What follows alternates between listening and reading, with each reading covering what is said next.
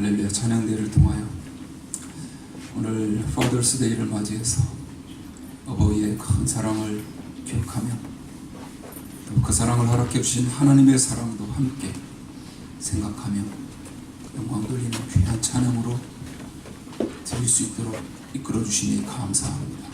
하나님 아버지, 항상 우리의 육신의 부모 또 어머니 아버지를 우리가 또 기억하는 자들 되게 하시고, 또 우리가 정말 효도할 때 하나님이 그 효도를 받으시고, 또 우리를 통해 정말 살아계신 그 하나님 아버지를 더욱더 영광 중에 찬송하며 또 섬기며 의지하며 나아갈 수 있는 그 은혜를 우리 모두에게 허락해 주시옵소서.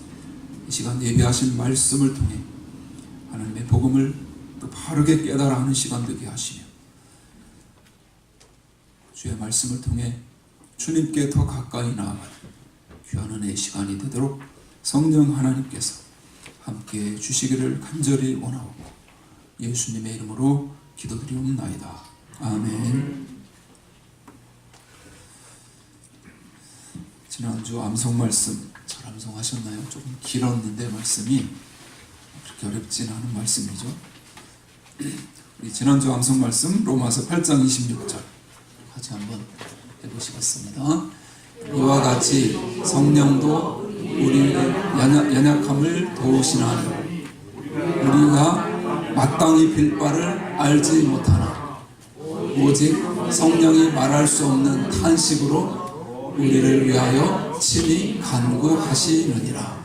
로마서 8장 26절 말씀. 아멘. 같이 해보실까요? 복음을 들어야 하는 사람. 지난 시간 우리는 로마서의 저자 바울에 대해 살펴봤습니다. 하나님은 이 위대한 무슨 책이라고 그랬죠? 혁명의 책이라고 했습니다. 이 위대한 책을 우리에게 주시며 하나님이 도구로 사용하신 사람이 누구였는지 우리에게 보여주기를 원하셨습니다. 그 이유가 무엇일까요? 우리도 그러한 사람이 되어서 하나님께 쓰임 받기를 원하시기 때문입니다. 그러면 이 편지를 받은 수신자이자 독자인 우리가 어떤 태도로 로마서의 말씀을 대해야 할까요? 사도 바울은 다음과 같은 구체적인 3가지 이유로 로마 성도들에게 로마서라는 편지를 보냈습니다. 그가 이 편지를 쓴 첫 번째 이유는 로마에 있는 성도들을 견고하게 하기 위해서입니다. 우리 오늘 본문 11절 말씀을 같이 읽겠습니다. 내가 너희 보기를 심히 원하는 것은 무슨 신령한 은사를 너희에게 나눠주어 너희를 견고케 하려 함이니. 여러분, 여기 어떤 신령한 은사를 너희에게 나누어 주어라는 구절을 주목해 보십시오. 이 구절에 대한 해석이 분분합니다. 우리가 영적 은사라고 하면 흔히 병 고치는 은사, 방언의 은사를 생각하지만 성경 전체에서 사도 바울이 은사를 신령한이라는 단어와 함께 사용한 경우가 굉장히 드뭅니다. 그렇다면 신령한 은사는 무엇인가요? 이는 복음에 집중하는 것을 의미합니다. 결국 사도 바울이 로마서를 기록한 이유는 로마 성도들을 견고하게 하기 위해서였습니다. 로마서를 기록한 두 번째 이유는 로마 성도들이 열매를 맺게 하기 위해서입니다. 13절 말씀 같이 읽습니다.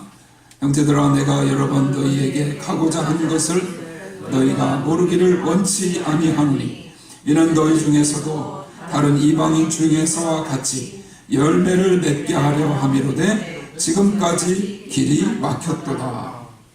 바울은 로마서를 기록한 이유가 성도들을 견고하게 하고 그들이 열매를 많이 맺게 하기 위해서라고 분명하게 말합니다.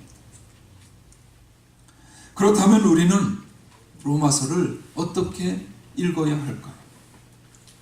사도 바울이 말한 이 두 가지 이유를 우리는 마음에 담고 읽어야 합니다. 우리는 이 로마서를 읽으며 우리의 신앙을 비롯한 삶의 모든 영역이 견고해지도록 기도해야 합니다. 또한 그렇게 함으로써 우리의 삶에 열매가 넘치도록 해야 할 줄로 믿습니다. 마지막 세 번째 이유로 사도 바울은 로마서를 복음을 전하기 위해 기록했습니다. 15절 말씀 같이 읽습니다. 그러므로 나는 할 수 있는 대로 로마에 있는 너희에게도 복음 전하기를 원하노라. 성도들을 견고하게 하고 열매를 많이 맺게 하기 위해서, 그리고 복음을 전하게 하기 위해서, 복음을 전하기 위해서 이 편지를 기록했다고 말합니다. 그러면 이 편지를 받는 수신자, 즉 로마에 있는 성도들은 어떤 사람들이었나요? 도대체 그들이 어떤 상태에 있었기에 사도 바울이 그들에게 복음을 전하려고 한 것일까요? 사도 바울은 로마서의 수신자, 로마에 있는 성도들에게 이렇게 말합니다. 6절 7절 말씀 같이 읽겠습니다. 우리 지난주 본문인데요, 6절 7절을 한번 같이 읽습니다. 너희도 그들 중에 있어 예수 그리스도의 것으로 부르심을 입은 자니라. 로마에서 하나님의 사랑하심을 입고 성도로 부르심을 입은 모든 자에게 하나님 우리 아버지와 주 예수 그리스도로조차 은혜와 평강이 있기를 원하노라. 로마에 있는 성도들은 이미 예수 그리스도께 부름을 받았습니다. 하나님의 사랑으로 말미암아 성도로 부르심을 입은 사람들이었습니다. 뭔가 좀 이상한 게 느껴지지 않으시나요? 예수를 믿어 구원받아 성도가 되었고 예수 그리스도의 것으로 이미 부르심을 받은 로마 성도들에게 어째서 사도 바울은 다시 복음을 전하기 위해 로마서를 기록했다고 이야기하는 것일까? 여러분, 흔히 복음은 누구에게 전해야 한다고 생각하십니까? 믿지 않는 자들입니다. 이는 너무나 당연한 사실입니다. 그런데 왜 사도는 복음을 이미 받아 성도가 된 그들에게 복음을 전하려고 했을까요? 우리는 그 이유를 알아내야 합니다. 왜냐하면 그 이유가 이 메시지의 핵심이기 때문입니다. 성경학자들은 이 난제를 풀기 위해 많은 학설을 내놓았습니다. 그 학설이 무려 10가지나 됩니다.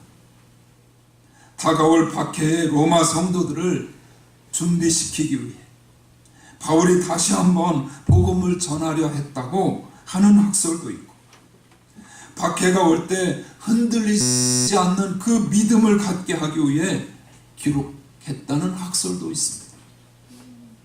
모두가 일리가 있는 말입니다. 그런가 하면 어떤 학자는 전략적인 관점에서 이런 이야기를 하기도 합니다.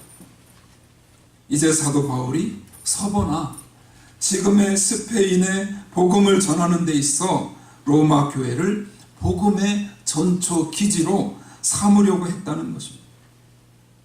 오늘날로 말하면 로마 성도들에게 전도 훈련 차원에서 이 편지를 썼다는 것입니다. 다 옳은 말일 수 있습니다. 그런데 이 모든 이론은 가설일 뿐입니다. 바울이 이미 성도가 된 로마 성도들에게 복음을 다시 전하려고 했던 이유를 정확하게 알기 원한다면 먼저 로마의 성도들이 누구이며 그들이 어떤 상태에 있었는지 조금 더 살펴보아야 합니다. 거기에 바로 열쇠가 있기 때문입니다. 여러분, 로마 교회는 사도행전 7장에 나타난 스데반의 순교를 계기로 일어난 박해를 피해 도망해서 흩어진 유대인들에 의해 세워졌습니다. 그런데 예루살렘 교회를 핍박하는 일에 선봉에 섰던 사람이 누구였나요? 바로 바울이었습니다. 그랬던 그가 다메섹 도상에서 예수님을 만나 완전히 변화되었습니다. 그리고 1차 전도여행, 2차 전도여행, 3차 전도여행을 이 여행의 시간을 거쳐서 주 56년 고린도에서 로마의 성도들에게 편지를 보냈습니다. 여기서 우리는 로마 교회에 대해 한 가지 추측을 할 수 있습니다. 그것은 사도 바울이 로마서를 기록할 당시 이미 로마 교회는 꽤 오래전에 세워진 교회였다는 것입니다. 거의 20년에서 25년 가까이 되었을 것입니다. 여러분, 교회가 안정되면 어떤 문제가 생기나 한번 생각해 보십시오. 로마 교회에만 집중하지 말고 우리의 상황에 이 말씀을 한번 적용해 보십시오. 처음 복음을 듣고 뜨거운 구원의 감격을 체험했습니다. 그런데 그 복음이 우리 안에서 살아 움직여야 하는데 세월이 흐르고 신앙 연륜이 쌓이면서 오히려 영적으로 점점 더 무뎌지는 현상이 나타납니다. 그래서 오래된 교회일수록 다는 아니지만 거기가 복음에 대한 열정이 사라지고 없습니다. 교회 성장학자들은 전통 교회가 복음에 무뎌지는 이유를 연구한 끝에 다음과 같은 두 가지 결론을 내렸습니다. 첫째는 복음에 대한 교만입니다. 이미 우리가 살펴본 요한계시록 3장에서 예수님은 라오디게아 교회, 이 교회의 교만을 책망하셨습니다. 요한계시록 3장 17절 나누리님 프린트물에 있습니다. 3장 17절 말씀 같이 읽습니다. 내가 말하기를 나는 부자라 부유하여 부족한 것이 없다 하나 내 곤고한 것과 가련한 것과 가난한 것과 눈먼 것과 벌거벗은 것을 알지 못하도다. 그들은 부자라 부족한 것이 없다고 말하지 예수님은 그들에게 안약을 사서 눈에 발라서라도 영적으로 벌거벗은 수치와 가난함을 보라고 똑바로 보라고 말씀하셨습니다. 여러분, 우리가 신앙생활을 오래 하다 보면 자신도 모르게 마음에 교만함이 찾아오기 쉽습니다. 다 안다고 생각하면서 마음을 닫아버립니다. 별 감동이 없습니다. 하나님의 은혜와 사랑, 십자가에 대해 들으면 그 말씀 앞에 반응하며 가슴이 뛰어야 하는데 그저 다 안다고 생각하는 것입니다. 교회 성장학자들은 이것이 교회와 성도들을 병들게 하는 첫 번째 이유라고 지적합니다. 둘째는 불감증 때문입니다. 복음은 살아계신 하나님을 날마다 만나는 것입니다. 복음에는 들으면 들을수록 가슴이 뜨거워지고 삶이 바뀌는 놀라운 은혜가 있는 줄로 믿습니다. 샘솟듯 솟아나는 성령의 복음을 단순한 공식 정도로만 여겨서는 안 된다고 하는 것입니다.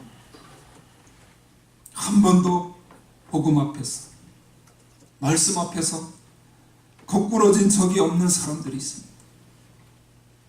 그들은 통회하는 마음으로, 자복하는 마음으로 회개한 적도 없고 갈보리 십자가에 올라가 예수님과 눈을 마주친 적도 없습니다.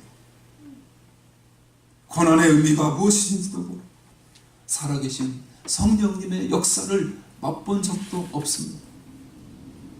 복음을 듣고 이해하지만 하나님을 인격적으로 만나지 못했습니다. 그 결과는 무엇인가요? 가장 무서운 병, 불감증에 걸리는 것입니다. 교회는 오래 다녔지만 그들은 성령의 능력을 전혀 모릅니다. 복음의 감격과 그 능력도 모릅니다. 그래서 근본적인 삶의 변화가 일어나지 않습니다. 교회 나오기 전과 10년 후에 부부 사이가 똑같습니다. 그 남편은 그 남편, 그 아내는 그 아내, 그 부모는 그 부모입니다. 전혀 변화가 없습니다. 교회 안에 만연한 불감증에 대해 히브리서 기자는 히브리서 5장 12절 이 말씀에서 다음과 같이 강력하게 책망하며 경고합니다. 같이 한번 읽어보실까요? 때가 오래므로 너희가 마땅히 선생이 될 터인데 너희가 다시 하나님의 말씀의 초보가 무엇인지 누구에게 가르침을 받아야 할 것이니 젖이나 먹고 단단한 식물을 못 먹을 자가 되었도다. 좀 더 쉬운 이해를 위해서 쉬운 성경으로 한번 제가 읽어드려 보겠습니다. 여러분은 믿은 지 오래되었기 때문에 마땅히 선생이 되어야 했습니다. 그러나 여러분은 아직 하나님의 말씀에 대한 기초를 누군가에게 다시 배워야 할 것 같습니다. 여러분은 단단한 음식을 먹을 준비가 되어 있지 않아서 아직은 젖을 먹어야 할 것 같습니다. 히브리서 기자는 예수님을 구주로 믿은 지 꽤 오랜 시간이 지났습니다. 삶에서 복음의 능력을 증거하지 못하는 사람들을 어린아이와 같은 상태라고 말합니다. 복음을 머리로만 알아듣는 불감증에 걸린 사람들이 있다고 책망하는 것입니다. 혹시 우리들의 모습은 아닌지 돌아보아야 할 것입니다. 여러분, 목회 현장에서도 종종 이러한 체험을 하게 됩니다. 강대상에서 윤리와 리더십, 삶의 지혜를 나누며 재미있는 비유를 곁들이며 눈이 반짝반짝 빛나고 경청하던 성도들, 십자가 이야기를 하면 곧 눈을 감고 듣지를 않는다는 것입니다. 다른 교회 이야기입니다. 십자가에 대한 이야기만 나오면 마음을 닫습니다. 어쩌면 좋습니까? 그게 가장 중요한 이야기. 오히려 마음을 닫고 엉뚱한 이야기를 좋아하고 난리가 납니다. 이들에게 어떻게 구원의 감격이 있을 수가 있겠습니까? 십자가 이야기를 꺼내면 그 부분에 대한 마음이 닫혀버립니다. 다 내가 알고 있는데.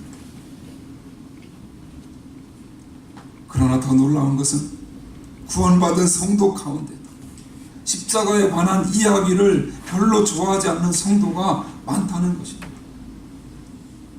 이들은 어디에 마음을 두고 어디를 쫓아가나요? 무엇을 쫓아가나요? 신유 집회, 간증 집회, 재미있는 부흥회를 쫓아갑니다. 그래서 실컷 웃고 은혜를 많이 받았다고 합니다. 하지만 십자가에 대해 이야기합니다. 십자가가 복음의 핵심이라고 하니까 불만을 표현하지는 못하지만 대신 실망합니다. 다 아는 이야기를 또 한다는 것입니다. 여러분, 복음이 무엇인가? 스스로에게 질문해 보십시오. 복음은 과연 누구에게 필요한 것인가? 믿지 않는 자들에게만 필요한 것인가? 복음은 한두 번 들으면 실증 날 정도로 단순하고 깊이가 없는 것인가? 과연 지금 이 시간 복음을 다시 들어야 할 이유가 무엇인가? 여러분은 정말 하나님이 여러분을 위해 이 로마서를 쓰셨다고 인정할 수 있으신가? 그런 면에서 여러분, 우리는 모두 복음을 다시 들어야 할 필요가 있는 줄로 믿습니다. 로마에 있는 성도들은 결코 믿음이 약한 자들이 아니었습니다. 하나님의 사랑하심을 입고 그분께 부르심을 받았으며 그들의 믿음에 대한 소문이 굉장히 좋았습니다. 그러나 하나님은 바울을 들어서 다시 그들에게 복음을 전하기 원하셨습니다. 그 이유가 무엇인가? 하나님은 오늘 본문을 통해 그 이유를 명확하게 말씀하십니다. 이번 주에 우리가 암송해야 하는 중요한 말씀인데요, 끝부분은 제가 뺐습니다. 우리 한번 보시고 같이 읽겠습니다. 내가 복음을 부끄러워하지 아니하노니 이 복음은 모든 믿는 자에게 구원을 주시는 하나님의 능력이 됨이라. 아멘. 바로 복음이 하나님의 능력이기 때문입니다. 믿지 않는 자들은 도덕을 찾고 지혜를 찾습니다. 믿는 자들은 뭔가 특별한 것, 은사와 병고침, 이적과 같은 것들을 찾습니다. 그 결과가 무엇인가?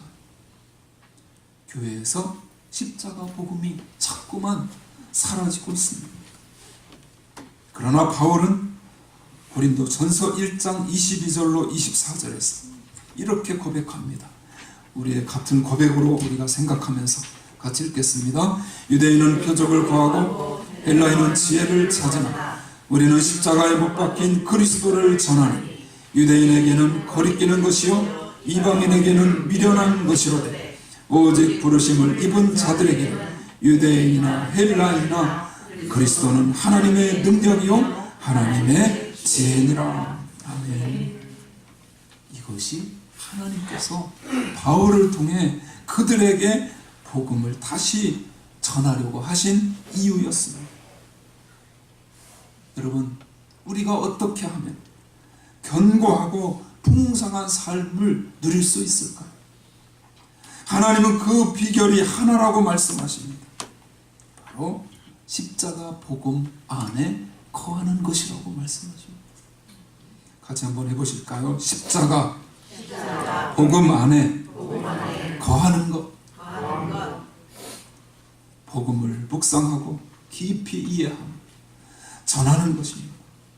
그런 면에서 하나님의 능력은 다른 무엇이 아닌 바로 복음에 있음을 믿으시기 바랍니다. 십자가와 갈보리 언덕이 바로 능력입니다. 많은 사람이 복음에 깊이 사로잡히지 못하는 이유는 복음에 대한 이해가 너무나도 단편적이기 때문입니다. 그들은 복음을 처음 믿을 때에만 필요한 기초라고 생각합니다. 그들에게 구원은 무엇인가요?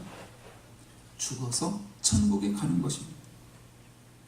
그래서 교회에 나오자마자 예수 믿고 구원 받았으니 이제는 끝났다는 것입니다.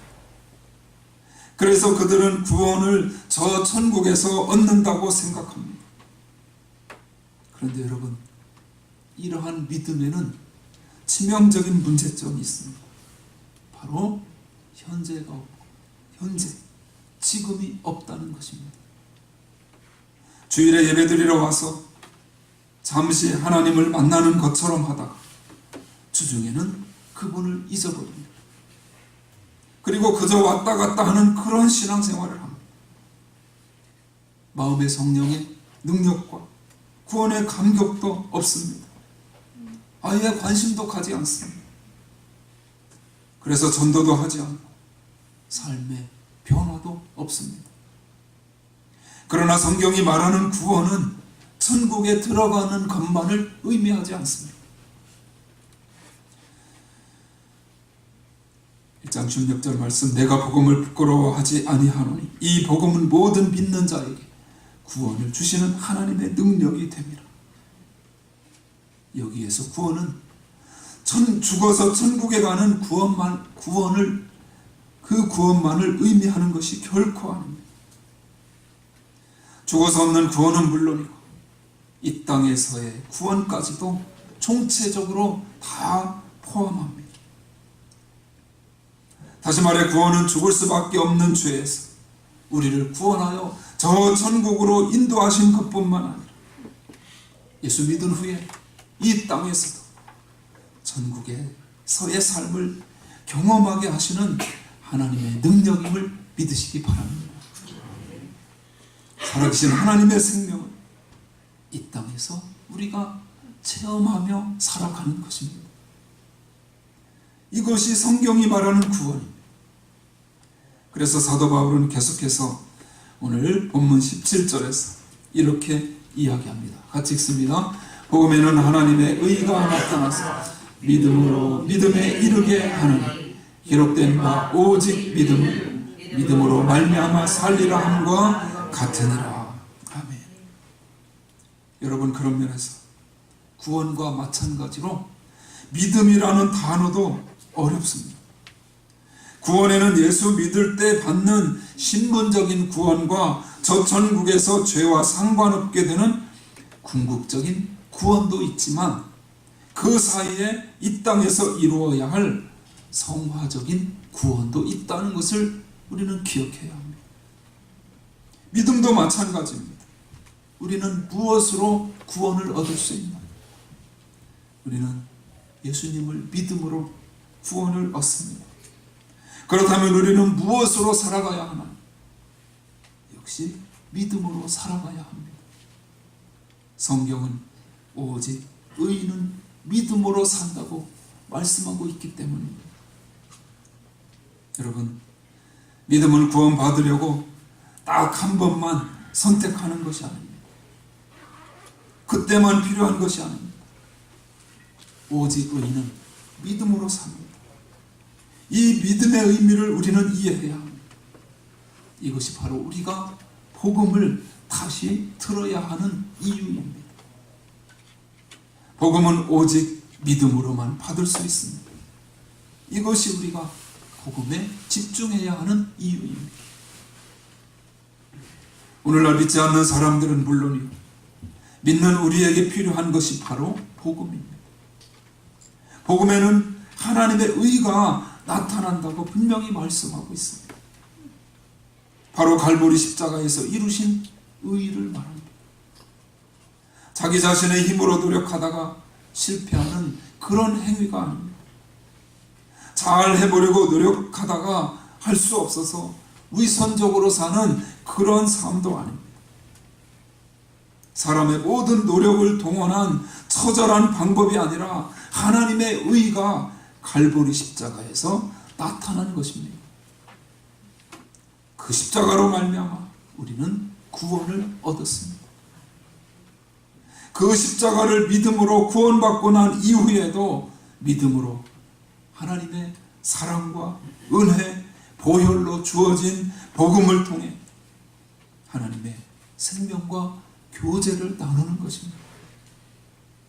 이런 교제를 통해 성령의 음성을 듣고 그것을 믿음으로 우리는 이 땅에서 의인으로 살아갈 수 있는 줄로 믿습니다. 그런 면에서 복음은 우리의 삶을 바꿉니다. 복음은 가난하고 초등교육도 받지 못했으며 감옥에 갇혀 절망할 수밖에 없던 존 버년이라는 사람이 쓴 책 기억하시죠? 철로역정. 철로역정이라는 부르의 명작을 쓰게 했습니다. 또한 평양 시내를 휘젓고 다니던 깡패 두목 김익두를 훌륭한 목사가 되게 했습니다.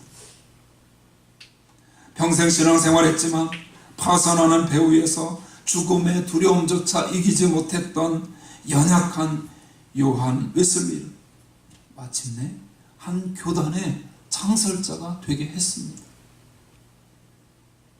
이런 식으로 복음의 능력이 이뤄낸 일들을 이야기하자면 몇 달을 해도 모자랄 것입니다. 여러분, 사도 바울이 로마서를 기록한 것은 다메섹에서 예수님을 만난 지 이미 수십 년이 지났을 때였다는 것을 아시는, 하지만 사도 바울 안에 있는 복음에 대한 열정은 식지를 않았습니다. 이 세상에서 사도 바울처럼 전할 것이 많은 사람은 없을 것입니다. 하지만 그는 유대인이 이적을 구한다고 말합니다. 사도 바울이 손수건만 갖다 대도 병자가 났습니다. 바울은 그 당시 유대 사회의 최고의 학부인 가말리엘 문화에서 공부한 사람입니다. 하지만 바울은 이렇게 말합니다. 나는 십자가에 못 박힌 예수를 전하노라. 자기가 배우고 그렇게 훌륭한 문화에서 공부하고 배운 것을 전하는 것이 아니라 십자가에 못 박힌 예수를 전한다. 그런 의미에서 오늘 저와 여러분에게 필요한 것은 화려한 이적이나 심오한 철학이 아닙니다. 우리에게 진정 필요한 것은 복음의 회복임을 믿으시기 바랍니다. 사도 바울 안에는 이러한 복음의 열정이 있었습니다. 사랑하는 여러분, 이 로마서 말씀 속에서 십자가의 강물과 복음의 물결을 만나기 위해 기도하시기 바랍니다. 그래서 복음을 전하고 복음을 외치며 그 능력을 체험하는 그러한 삶을 살아가는 가운데 복음을 위해 사는 사람, 복음을 전하는 사람, 복음이 필요한 사람들이 우리의 주위에 얼마나 많이 있습니다. 그런 자들에게 예수 그리스도와 십자가와 부활을 증거하며 내가 받은 은혜, 내가 받은 감동, 내가 감당하고 있는 성경이 원하는 그 믿음 생활을 몸부림치며 감당하고 있는 그러한 모습들이 증거되어지고 드러나게 되고 전파되어지는 그러한 삶으로 우리가 나아갈 때 능력 주시는 자, 우리에게 능력 주시는 자 안에서 모든 것을 할 수 있다고 고백한 사도 바울의 고백이 저와 여러분의 고백이 될 줄로 믿습니다. 이 모든 것은 다 복음을 통해 하나님의 살아계신 말씀을 통해 이루어진다는 사실을 믿고 확신하는 가운데 하나님의 역사를 위해 쓰임받는 하나님의 나라의 주역들, 승리하는 주인공들이 다 되시기를 주님의 이름으로 축원합니다.